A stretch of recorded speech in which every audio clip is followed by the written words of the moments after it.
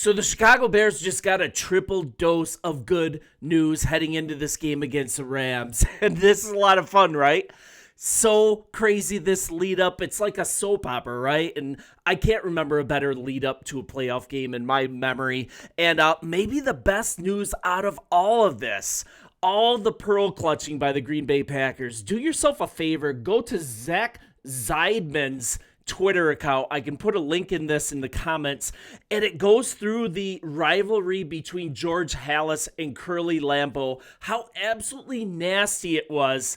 And this is more of a refresher of that. This isn't anything new. And all of the pearl clutching by the Green Bay Packers, they need to actually give themselves a history lesson. But here's the thing. Ben Johnson, he's focused the attention on himself in this matchup. That's maybe what I love the best out of all this. And we might be looking at something here, a masterclass of manipulation here. I'm going to get into why that's relevant for this game in just a minute. But instead, let's first go to one particular player that's kind of his return to the lineup is kind of going under the radar. And the player I want to talk about is CJ Gardner-Johnson. I'm going to go here. I think it's lost in the shuffle how much this player has actually elevated teams that he's come to within his time in the NFL. We're talking Eagles, we're talking Lions, the Eagles again, and now the Chicago Bears. This guy just adds a special element to teams that he gets on, and he actually brings teams into the playoffs and has a history of dominance in the playoffs. Just look at what he did with Philadelphia. The guy's a spark plug.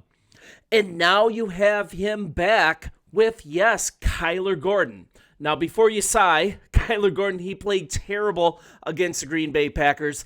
Look at the actual numbers here. We're going to be honest here. 5 completions for 11 targets, 84 yards in a score, a 102.1 pass rating against him. Now, if you look at those numbers on their own, you're like, man, what is he going to do against Puka Nacua? This is going to be an absolute bloodbath. I hear commentators saying, hey, Puka Nacua might score 200 yards on the Chicago Bears in this game. You got to look at what actually happened. Yeah, it didn't start well.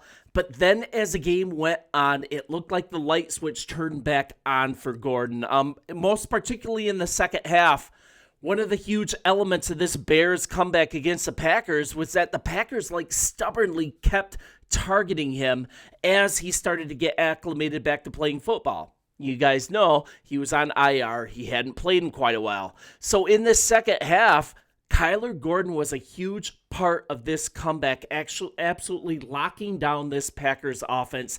They continued to hyper-target him, continued to pick on him. They threw at him, I think, 9 times, only completed 3 passes for the rest of the game. And Kyler Gordon really mitigated any damage done by this Green Bay offense. And now not only are you getting Kyler Gordon to cover the flat, also to cover the slot, Now you're going to have CJ Gardner-Johnson as well. He's been a turnover machine. He's been a spark plug here. And you have these two combined players covering Puka Nacua, coming in shifts. I think you're going to see a much better result than what you've seen other teams when matched up against him. Now, I'm not talking about that we're going to shut him down. Don't get me wrong. This is the number 1 offense in the NFL, right? You don't shut them down. But what I'm looking at is we're looking at weather. We're looking at this player being back. And Kyler Gordon at full strength, he's one of the best slot corners in the entire league. I have faith that he's going to get it done here. And we're not looking for a complete shutdown. We're looking for, what are we looking for here? We're looking for an extra drive, an extra play, an extra possession. He doesn't have to completely shut down Puka, but I think all of these things combined, it's going to end up being a net positive. And in these close playoff games, that's what really makes a difference. So let's kind of talk about the other element, right? The other piece of good news. Nasty weather coming, right? Now, the Bears, they're facing Matthew Stafford, but we have CJ Gardner-Johnson and Kyler Gordon for him, and people have short memories, once again, the way that he covered this. But let's be honest, Matt Stafford, he's an absolute stud. I don't think he's going to get hugely affected by this weather, but like I said, with this injured hand, it's going to play a big factor. Now we're looking at Stafford at Soldier Field in particular. His history is not good, let alone it being in cold temperatures. We're looking at only 80.48 as a passer rating. He's thrown for 16 touchdowns, but also 15 interceptions on all of his games at Soldier Field. You're looking at a total of 28 of 453, is that right? For 3,143 yards, 5 wins in 12 games. I don't think that completion number is correct. So sorry, you guys. That would be an absolutely atrocious completion rate. I think it's 280 actually. So we're looking at an under 50% completion rate. What am I saying here? We're going to beat the Rams, you guys. We are going to beat this team. I can absolutely feel it. And now having multiple chess pieces ready to go finally for our defensive coordinator to move around in this secondary. 2 Swiss Army knives in Gardner Johnson and Kyler Gordon. This is going to be a lot of fun, I think. I like this matchup. It's against a Rams defense that, yes, can run the passer, can rush the passer as well, but this on the back end, they are totally gettable. And I'll gladly take Caleb Williams in this matchup. So I think CJ Gardner-Johnson, he could care less about the weather factor. I believe in him. It's nothing new to Stafford personally. But he talked about when it comes to facing the Rams and Matthew Stafford in the divisional playoffs, he's talking about a case of been there, done that. Let's hear what Gardner-Johnson had to say. That team, it's the same team. Now, you got to understand what he's talking about here. He's talking about the same team that he faced with the Eagles last year. The Rams and Stafford, they held their own, but they lost 28-22 in the snow to Saquon Barkley and all of those guys. But CJ Gardner-Johnson was a key piece in the secondary for that game. And once again, I talked about what he does to elevate teams. It's worth looking at again. I'll bring it up here. What he does to elevate teams. This is a little more from CJ. Weather don't affect nobody, if you ask me. I feel like when it's a win or go home, that's what affects you more than the weather. I think that when you're going out there thinking about climate or the game, and it's like you're not focused on what your attention should be. So it is what it is. We had to go to Green Bay and play in colder weather because so I feel like the best team is focused on alignment to go out there and win has a chance to win. That's really interesting what he said here. Like, listen to his language here. I really like this. The best team is focused on assignment. Now, what does he mean by that? Where can we go with that? How does that speak specifically into this matchup? You know what I'm going to tell you here. Let's go to the Ben Simmons podcast. I hope that you've seen this. And I think, what if the team is focused on making it personal instead of on assignment? What if the coaching staff, even an offensive coordinator, let's say, has lost even the tiniest bit of focus due to some personal feelings, right?